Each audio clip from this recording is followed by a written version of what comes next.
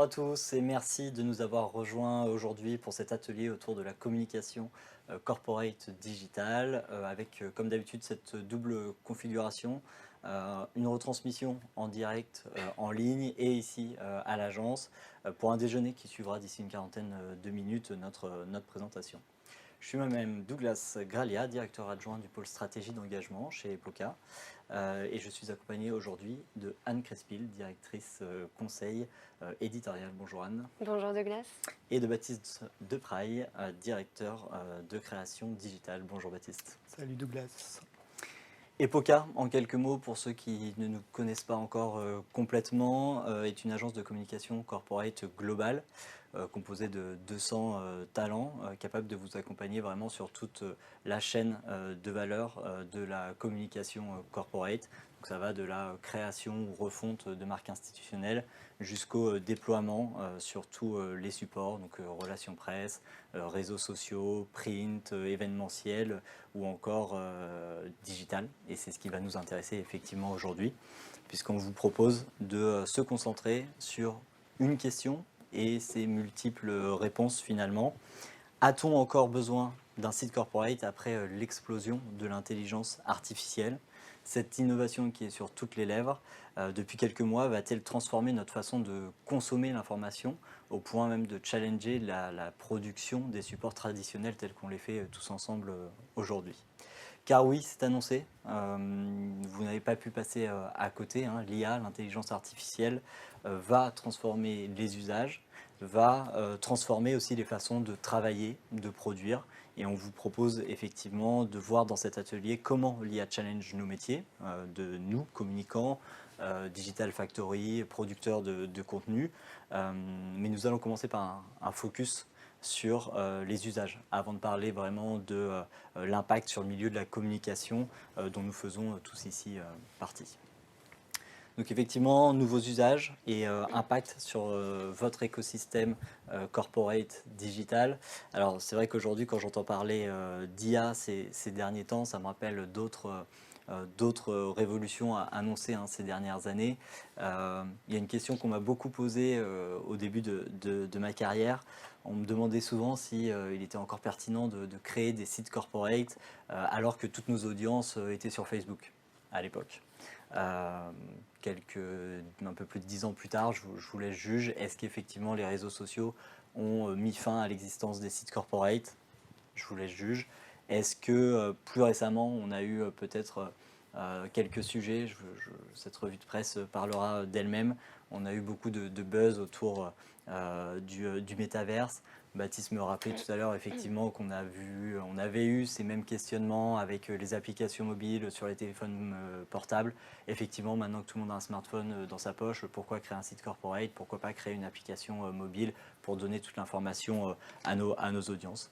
Donc voilà, c'est des questions finalement qu'on se pose assez régulièrement au rythme de l'évolution des nouvelles technologies.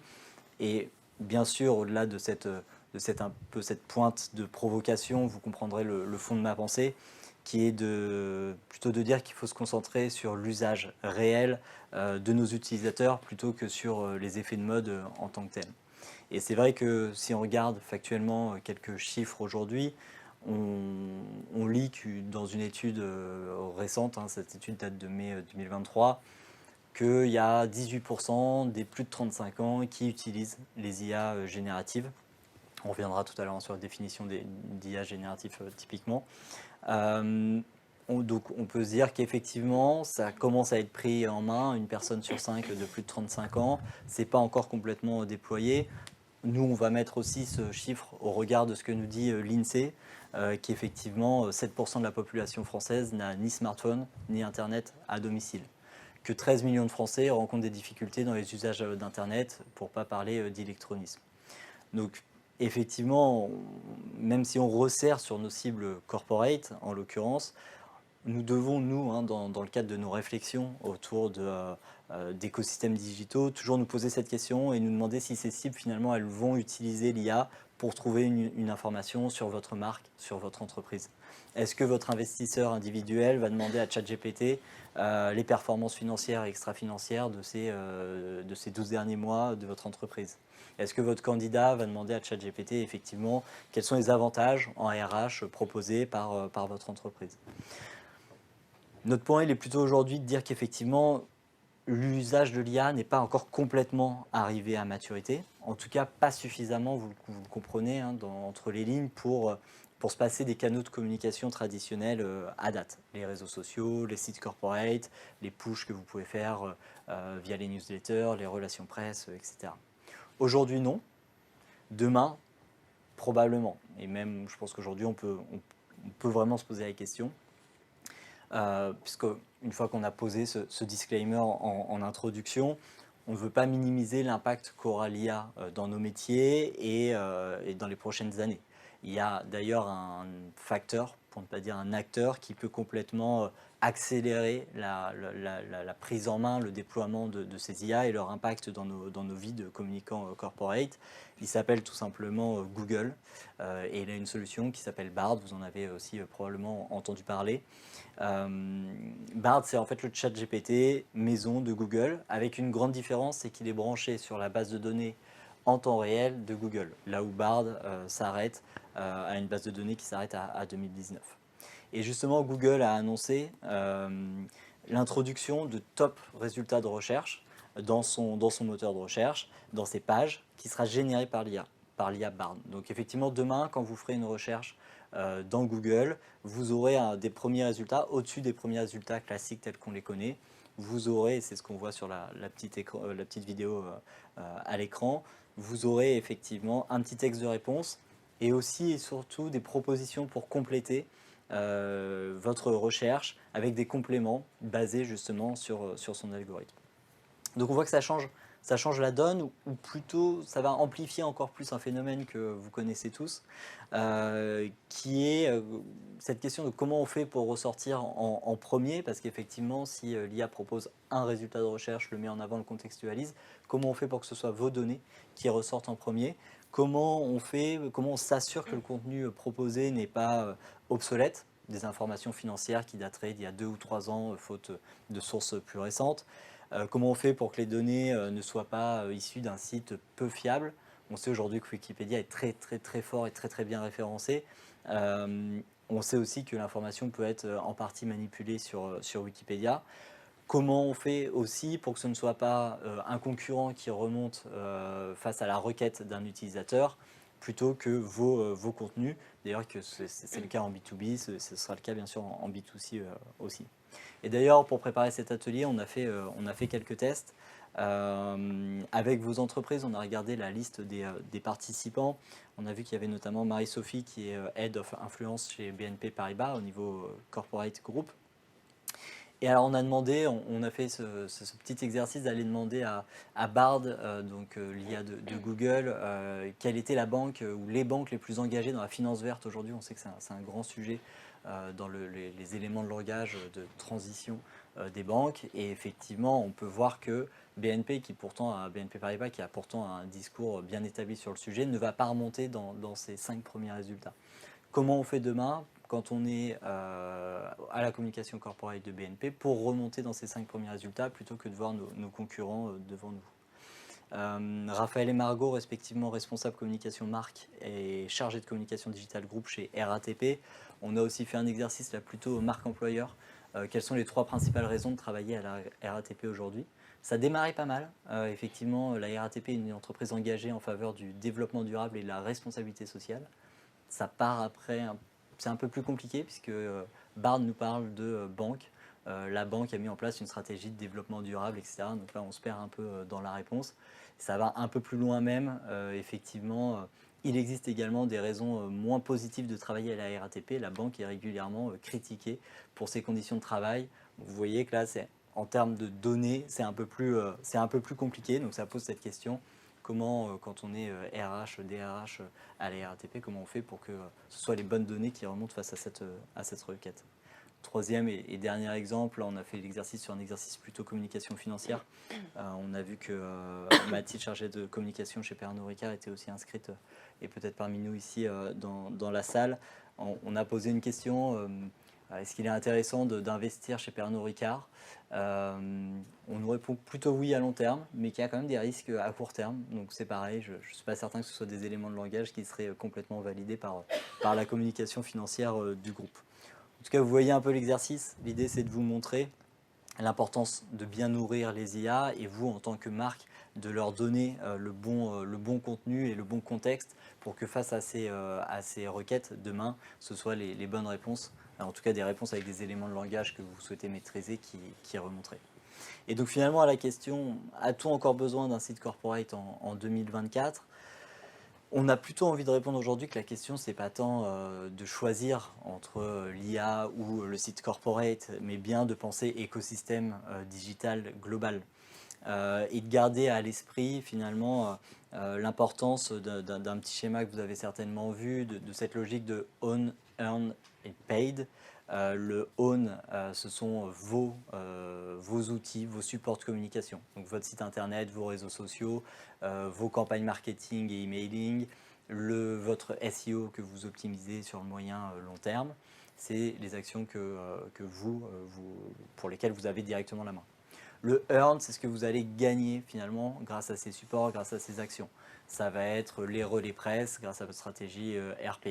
Ça va être les mentions sur les réseaux sociaux, d'autres socionautes qui vous retweetent, qui repartagent vos contenus.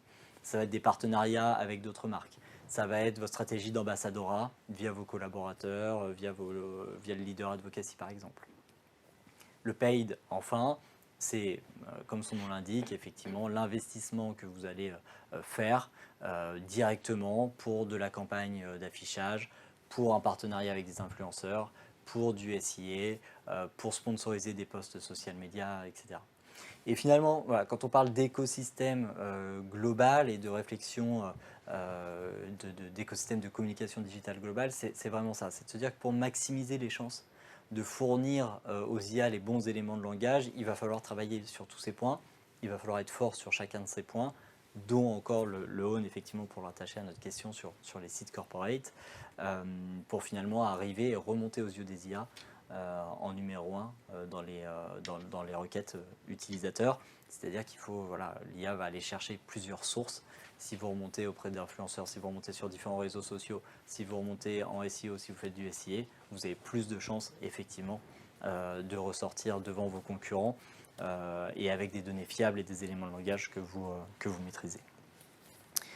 Donc voilà pour la partie un peu usage, comment ça impacte finalement les utilisateurs et la prise en main de l'IA. On peut maintenant voir comment finalement l'intelligence artificielle va challenger notre travail, notre quotidien, nous en tant que communicants, nos process finalement.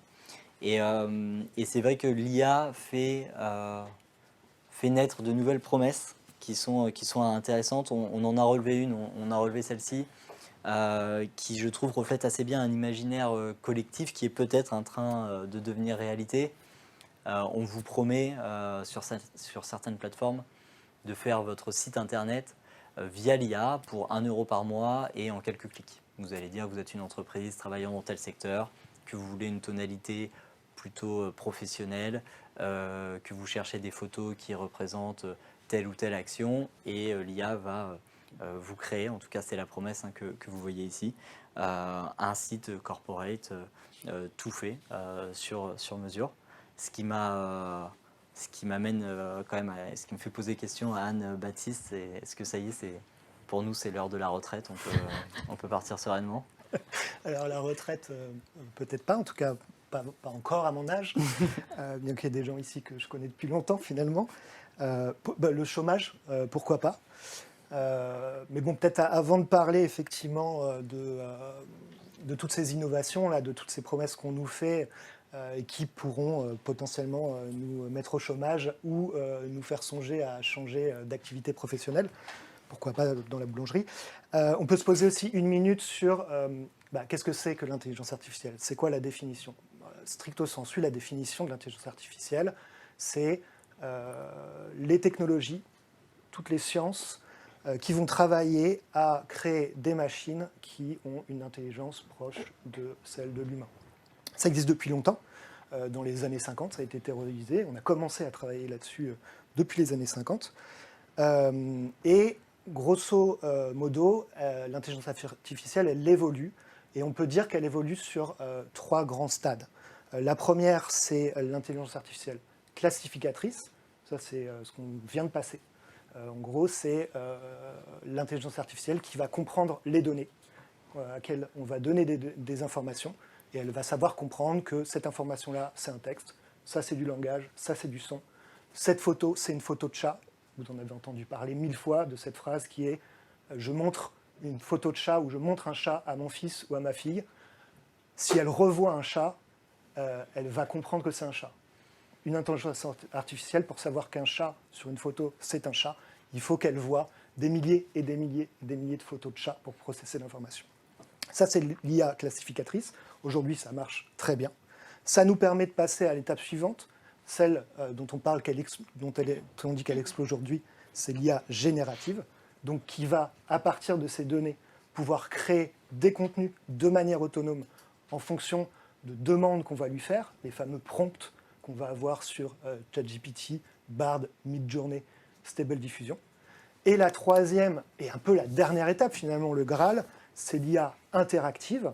Donc c'est juste après, enfin juste après en réalité, c'est pas tout de suite, en tout cas a priori non. C'est l'IA qui va pouvoir interagir avec les humains de manière naturelle, pouvoir développer des conversations, et qui va pouvoir aussi interagir avec les autres IA pour pouvoir comprendre les objectifs sans qu'on ait à faire des prompts justement de ces utilisateurs, et pour pouvoir répondre à ces objectifs et accélérer la réponse à ces objectifs. Ça, c'est notre définition de l'intelligence artificielle. Et maintenant, on va voir Anne, je crois, qui va nous parler de la manière dont l'IA aujourd'hui peut nous servir comme outil sur la création de contenu de sites corporate.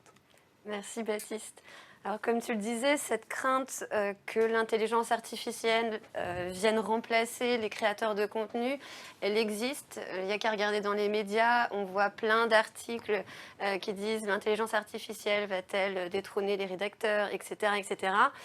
Pour autant, parce que plutôt, c'est vrai que l'intelligence artificielle générative, c'est la première évolution technologique qui peut prétendre à remplacer les créateurs de contenu. Pour autant, l'IA ne doit pas être vue comme une menace, mais plutôt comme une aide à ceux qui pensent et qui produisent du contenu. D'ailleurs, c'est quelque chose qu'elle fait déjà. On peut servir aujourd'hui de l'intelligence artificielle générative pour trouver l'inspiration pour des idées de sujets, des idées de format. Vous êtes une marque, vous organisez un événement. Vous pouvez demander à ChatGPT qu'il vous sorte quelques idées de format pour animer cet événement. Les réponses vont être plutôt pertinentes, certes basiques, et il va falloir les challenger, mais ça fait une base de réflexion. Le second point, c'est que ça peut être une assistance à l'écriture. Donc pour des titres et des textes simples, elle peut aussi vous aider à faire une présélection d'informations qui vont vous aider, vous, par la suite, à rédiger votre contenu.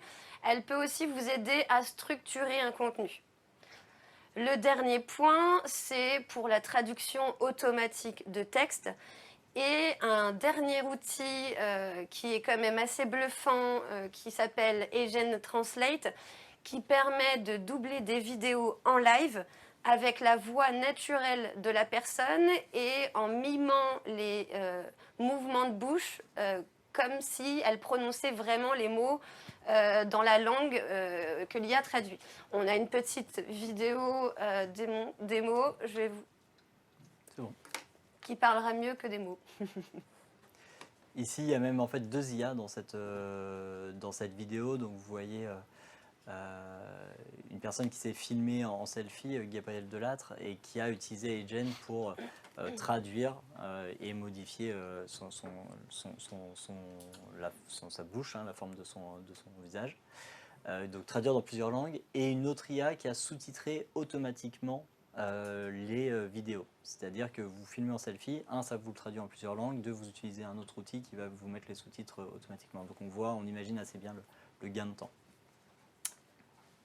une aide précieuse donc pour les créateurs de contenu, mais qui est encore limitée pour 3 raisons. C'est que déjà l'intelligence artificielle, elle a une faible compréhension du contexte et du langage naturel. Ça veut dire que les systèmes d'IA aujourd'hui ne comprennent que les environnements dans lesquels ils évoluent.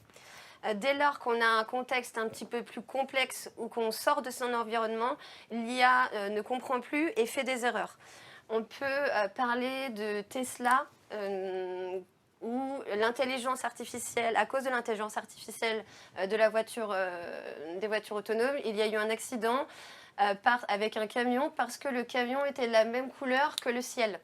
Et du coup, l'intelligence artificielle n'a pas identifié le camion comme un véhicule, mais comme un élément du paysage et une collision. L'intelligence artificielle, il faut aussi savoir qu'elle ne comprend pas notre langue. Elle ne fait finalement que la répliquer. Le second point, c'est le manque d'originalité et d'uniformité des contenus. L'intelligence artificielle, les contenus qu'elle va vous proposer, c'est en fait la moyenne de la somme des contenus qu'elle va avoir lus sur Internet. Ça pose plusieurs soucis, c'est que en fait, elle n'est pas capable d'empirisme, elle n'est pas capable d'avoir son propre avis. Donc les contenus qui vont être générés par l'IA, ce sont des contenus qui vont pas avoir qui ont une faible valeur ajoutée, qui vont pas avoir un style littéraire comme pourrait le faire un rédacteur et qui a une vraie plume, et ne vont pas non plus avoir une tonalité propre à votre marque. Ça va vraiment être un élément d'information, une base. Enfin, les informations du contenu généré par l'IA, il faut faire attention, il peut y avoir des informations qui sont fausses, et l'IA est même capable d'inventer des sources, des informations qu'elle vous donne qui vont avoir l'air vraiment vraies, c'est le cas de le dire, mais qui sont pourtant complètement inventées.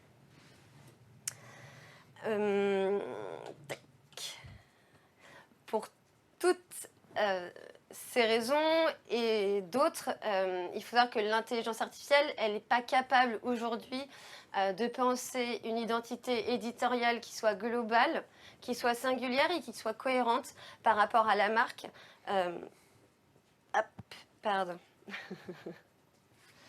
Elle n'est pas non plus capable de produire des contenus qui vont faire vivre l'identité éditoriale que vous souhaitez donner à votre marque et augmenter la visibilité de la marque sur la toile. C'est pourtant quelque chose qui est aujourd'hui primordial, d'avoir une identité éditoriale et de produire des contenus qui en découlent. Donc pour rappel, l'identité éditoriale, ça découle de l'identité de la marque, donc la plateforme de marque avec la vision, le manifesto, les missions, le positionnement de marque, etc. Cette identité éditoriale, elle est composée de 2 éléments. La stratégie éditoriale d'une part, donc on définit la stratégie de contenu, les objectifs, les audiences que vous souhaitez toucher, comment on y parvient. Et de l'autre côté, des règles éditoriales qui sont formalisées soit à travers une charte éditoriale, soit à travers des guidelines rédactionnels, donc avec une ligne éditoriale, une tonalité, des formats, etc. Une fois que ces 2 éléments fondateurs sont posés, on va pouvoir produire du contenu, donc des articles, des vidéos, livres blancs, etc., qui sont leadés par ces 2 éléments. Vous l'aurez compris, pour garder le contrôle de son image, comme le disait Douglas tout à l'heure, et empêcher qu'il y ait des informations complètement erronées qui sortent sur votre entreprise ou sur votre marque, il est primordial d'avoir un site corporate qui soit avec des contenus qui soient de qualité et optimisés en SEO. C'est d'autant plus vrai qu'il y a 2 évolutions Google qui viennent renforcer cette idée. La première, c'est Google Helpful Content. Cette évolution, elle donne la primeur aux contenus qui sont vraiment qualitatifs, à forte valeur ajoutée et pertinents. Et elle ne fonctionne plus à l'échelle d'une page, mais à l'échelle globale d'un site. Ça veut dire qu'aujourd'hui, Vous ne pouvez pas avoir un site avec quelques belles pages de contenu et d'autres qu'on essaye un peu de planquer sous le tapis. Parce que Google va prendre en compte l'intégralité des pages de votre site. Et si tout le site ne possède pas du contenu de qualité, c'est le site qui va être pénalisé et moins bien référencé sur les moteurs de recherche. La seconde évolution, c'est celle dont vous parlez, Douglas, donc c'est Google Bard. Et là, vous l'avez vu avec lui, l'idée c'est que si vous n'avez pas ce site corporate avec du contenu de qualité, soit comme l'intelligence artificielle va pousser ses résultats et plus c'est du moteur de recherche, au mieux on va donner des informations qui sont complètement fausses. Au pire, au pire ou au mieux, je ne sais pas, on va vous dire que l'intelligence artificielle va vous dire qu'elle ne dispose pas d'assez d'informations sur votre marque ou sur votre entreprise pour donner des infos. Nous, on a fait le test sur Epoca. On lui demandait où était situé Epoca. Il nous répondait que c'était une université en Floride ou je ne sais plus trop où. Je lui ai ensuite dit non, c'est une agence, donc redonne-moi l'information. Et on a pourtant un site et là il nous a dit désolé, je n'ai pas assez d'informations sur vous. Et voilà. De là à dire qu'il faut qu'on refasse notre site. Et, et ça tombe bien, c'est le projet. C'est le projet.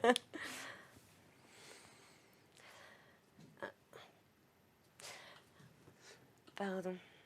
Hop. L'IA, est-ce qu'on peut s'en servir pour améliorer le positionnement et le référencement naturel d'un site corporate? La réponse est oui. Aujourd'hui, l'IA est au service du SEO parce qu'elle peut vous permettre de relever tous les mots-clés prioritaires et secondaires qu'il va falloir intégrer à la rédaction dans vos contenus. Elle peut vous permettre de trouver des idées de sujets parce qu'elle va vous donner les tendances de recherche actuelles. Elle va vous permettre de rédiger de manière automatique ce qu'on appelle les balises, donc ces textes qui sont en back dans les back-office et de manière optimisée en mots-clés. Et elle va pouvoir vous donner quelques petits conseils sur vos sujets de contenu. Elle va vous dire le nombre de signes, donc le nombre de mots qu'il faut rédiger. Elle va vous donner les mots-clés. Elle va même vous proposer une structure, etc. Voilà aujourd'hui ce qu'on peut se dire sur la partie contenu. Et merci, je vais laisser la parole à Baptiste. Merci Anne. On a vu effectivement comment l'IA peut se tromper sur la partie contenu, mais aussi peut nous apporter plein d'outils qui vont nous servir quand même à produire des contenus qui seront efficaces, appétants pour nos cibles. Et moi, je voulais voir avec vous aborder 5 manières dont l'intelligence artificielle peut être utilisée pour les gens qui travaillent dans mon domaine d'expertise. Et moi, je fais de la conception et de la création d'interfaces. Donc UX Research, UX et UI. Et aujourd'hui, effectivement, on utilise l'intelligence artificielle pour nos travaux. Ces 5 points, ces 5 outils. Le premier, c'est un outil pour aider à la prise de décision. Aujourd'hui, vous savez, quand vous allez sur Internet, on traque tout ce que vous faites. Quand vous achetez quelque chose, quand vous allez chercher une information, quand vous faites une requête sur Google ou sur n'importe quel autre site.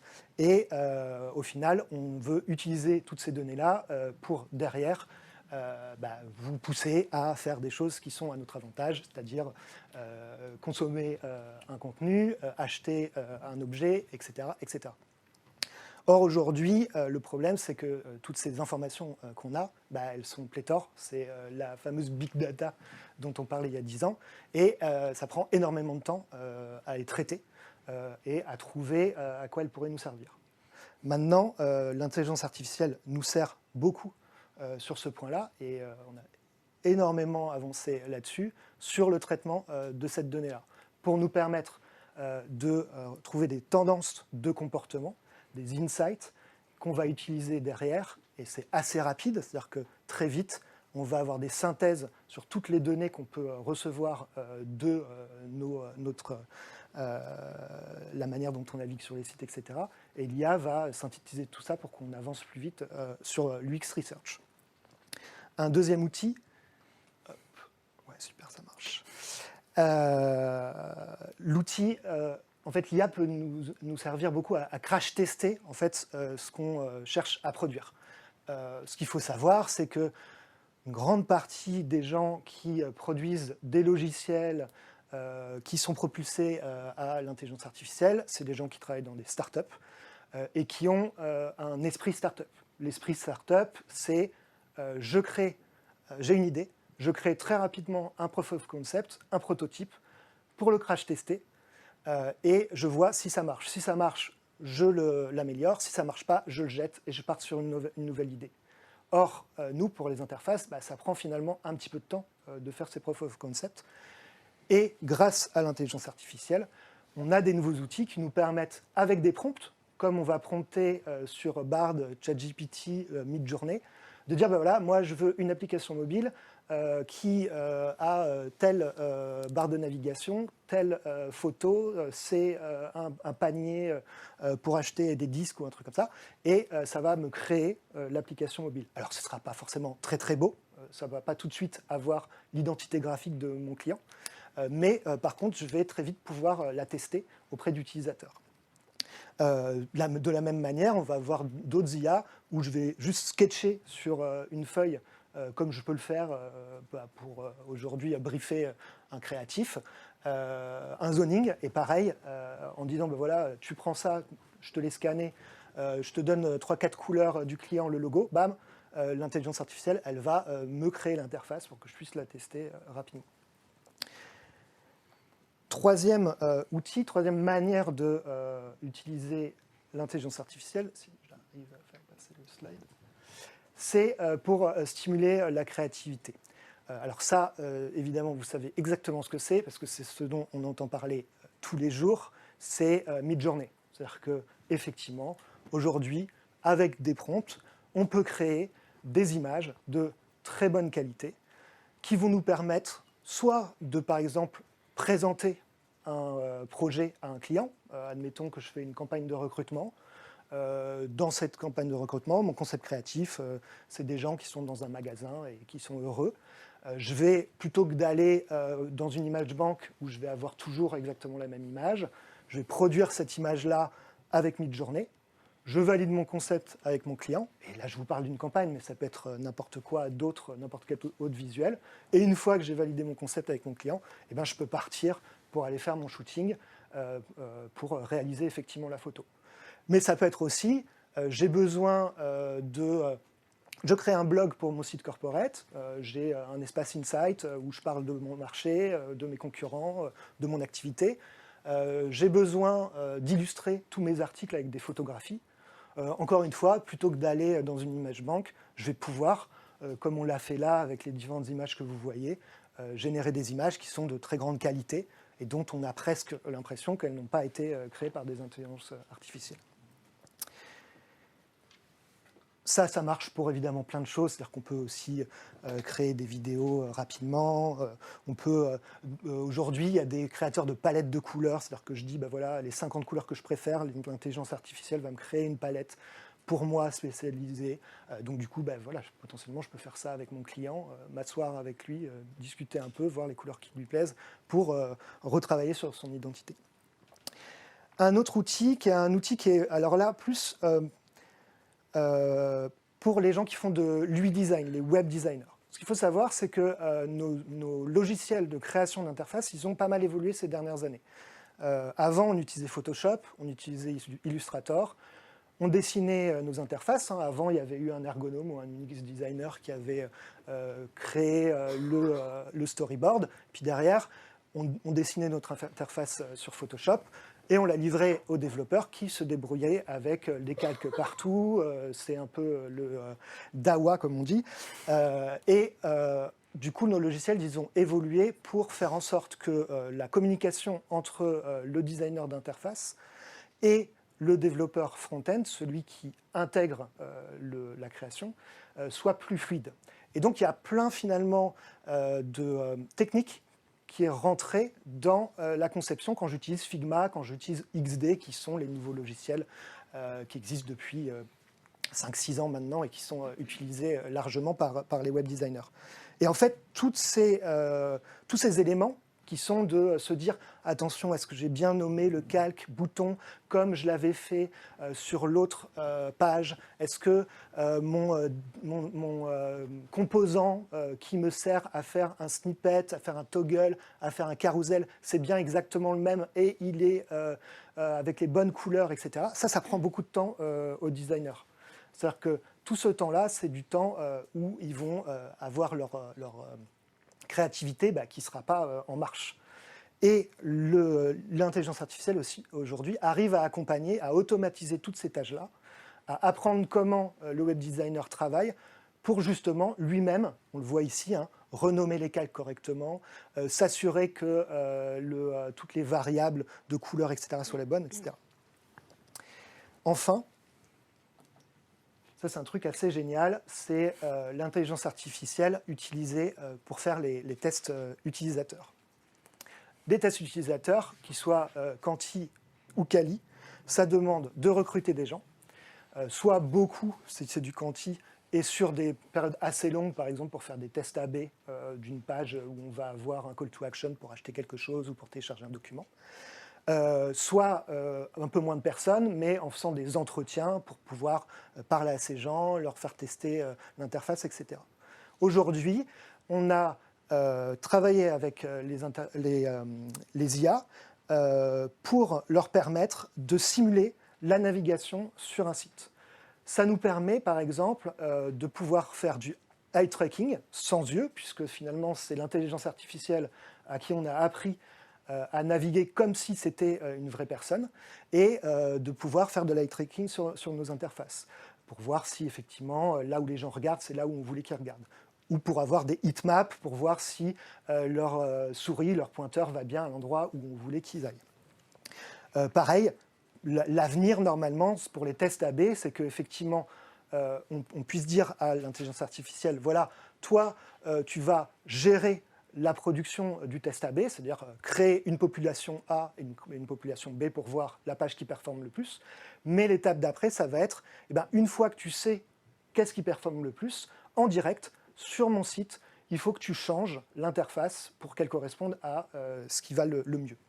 Donc ça, c'est 5 outils qu'on utilise finalement au quotidien. Alors, il y en a encore quelques-uns qui sont à optimiser, mais qu'on peut aujourd'hui utiliser, qui existent vraiment pour améliorer notre manière de concevoir les interfaces et la création. J'ai rajouté un slide qu'on adore tous, le slide du mai, parce que malheureusement, il faut le savoir, vous n'allez pas trop aimer ça, ça coûte très cher. Ça veut dire que entraîner une intelligence artificielle pour faire ces choses-là, ça coûte très cher. Les gens qui vendent ces services-là, forcément, c'est des abonnements qui sont assez onéreux, et parfois, pour un site corporate, c'est un peu trop. Ça coûte très cher en argent, mais ça coûte aussi très cher en énergie. Parce que les intelligences artificielles, ce sont des serveurs qui tournent en permanence et qui consomment de l'énergie. Et je ne sais pas si vous avez déjà participé à des ateliers EPOCA, mais Douglas et moi, on a un autre atelier que vous irez voir sur notre chaîne YouTube. On parle de l'éco-conception digitale. Évidemment, pour nous, c'est hyper important quand on utilise de l'intelligence artificielle, quand on conseille à un de nos clients de mettre en place un chatbot, etc., que ça ne soit pas juste un gimmick de « ah ben voilà, on est les premiers à faire un chatbot », mais que ça soit vraiment utile, parce que derrière, on sait que ça va consommer de l'énergie et que ce n'est pas ce qu'on vend aujourd'hui à nos clients. Évidemment, il y a une autre chose à avoir, c'est toute la partie éthique et transparence derrière l'utilisation de l'intelligence artificielle. Aujourd'hui, il y a des lois qui sont en train d'arriver, qui vont nous obliger demain à chaque fois qu'on va afficher une image qui a été créée par l'intelligence artificielle, le notifier aux utilisateurs. Ou à chaque fois qu'on va utiliser des données qui ont été produites par ces utilisateurs, pour l'intelligence artificielle, également le notifier. Donc il y a vraiment tout un pan d'éthique un peu proche de ce qu'il y a aujourd'hui dans la RGPD, que vous connaissez tous, le fameux bandeau cookie, j'accepte qu'on utilise mes données ou pas, qu'il va falloir prendre en compte dans le futur.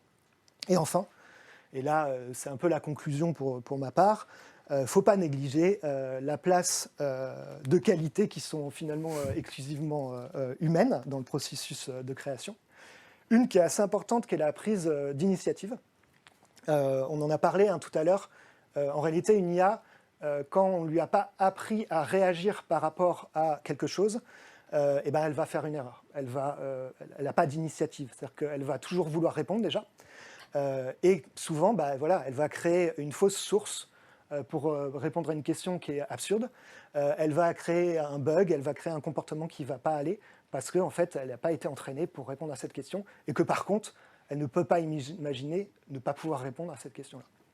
Pas de prise d'initiative, très peu de prise en compte de contexte extérieur à ce que son rôle est, et évidemment, intuition et empathie nulle. En tout cas, aujourd'hui, je parlais tout à l'heure de l'IA interactive, évidemment. L'objectif, c'est de s'améliorer sur ces deux derniers points, l'intuition et l'empathie, mais on est encore loin, loin, loin.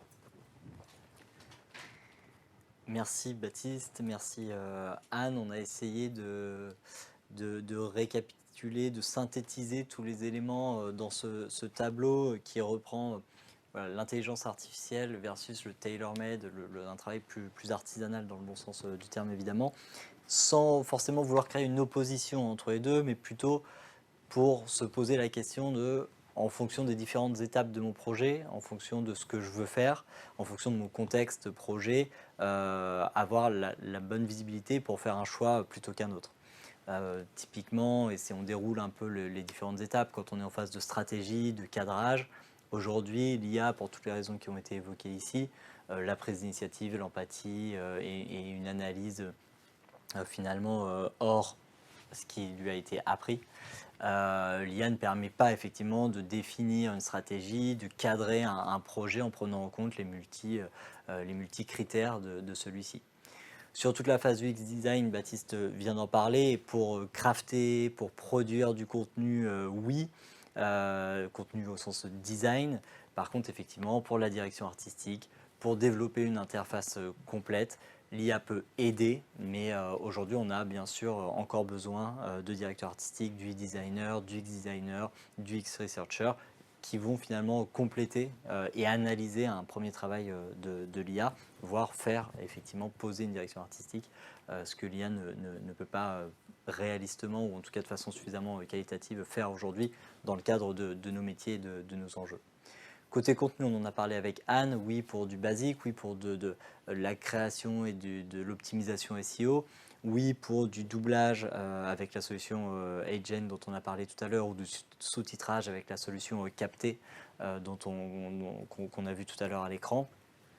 Pour tout ça, oui. Par contre, effectivement, pour là aussi, cadrage stratégique éditorial, pour du contenu personnalisé, pour du contenu expert, on doit encore, il est nécessaire de passer par des plumes, vraiment des rédacteurs, surtout qu'effectivement, et Anne le précisait tout à l'heure, maintenant, l'IA arrive à détecter un travail fait par l'IA. Donc Google Bard et Google au global, c'est quand un contenu ou une page web a été rédigé par une IA, même si ce n'est pas son IA, même si c'est ChatGPT ou autre, parce qu'effectivement, il est entraîné à repérer des modèles, puisque tout ceci finalement ne sont que des modèles mathématiques.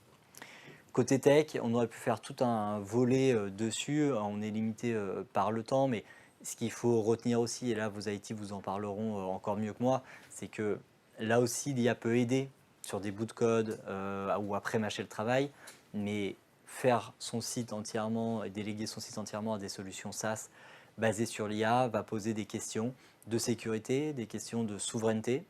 Qui est propriétaire du code, qu'est-ce qui se passe demain si cette solution SaaS ferme, des questions de réversibilité, comment demain je récupère le travail que j'ai fait, que j'ai pu mettre parfois plusieurs jours, semaines, mois à faire, à optimiser, à enrichir. Demain, tout ça, comment je le récupère si ce n'est pas sur un socle technique qui a été fait et que je peux récupérer comme on le fait quand on fait du WordPress ou du Drupal par exemple, donc des solutions open source. Délai et coût. Alors, j'ai mis plutôt favorable à l'IA malgré effectivement le point d'attention de Baptiste, mais vous comprenez, selon ce qu'on veut faire, selon si on est en phase de craft ou sur une petite phase du projet ou si on veut développer sa propre intelligence artificielle basée sur ses contenus et avoir un moteur de recherche IA sur son site corporate, là effectivement on est dans d'autres dimensions. En tout cas, effectivement pour du craft, délai coût plutôt favorable à l'IA, puisque là aussi les algorithmes pour le coup peuvent dégrossir le terrain assez largement. Et enfin on a rajouté un élément, conduite du changement et pilotage.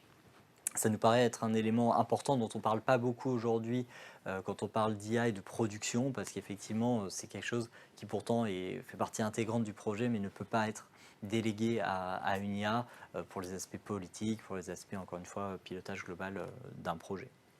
En conclusion, ce que vous pouvez lire aujourd'hui, ce qu'on voulait nous les messages qu'on veut faire passer, c'est qu'effectivement, si l'IA ne remplace pas encore vos espaces de communication corporate pour des raisons d'usage, de prise en main par la majorité de nos cibles corporate, mais aussi pour des raisons de maturité, puisque la technologie n'est pas encore suffisamment mature, elle est encore en phase de développement et d'apprentissage. Donc si l'IA ne remplace pas encore vos espaces de communication corporate, c'est sûr qu'il faut anticiper des bouleversements à venir, parce que la vague est lancée et elle arrive très vite.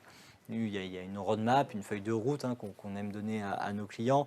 C'est aujourd'hui, vous l'avez compris dans l'introduction, avoir un écosystème de communication digitale au top pour être numéro 1 dès maintenant aux yeux, bien sûr, des moteurs de recherche et donc demain aux yeux des IA qui vont venir enrichir les moteurs de recherche existants.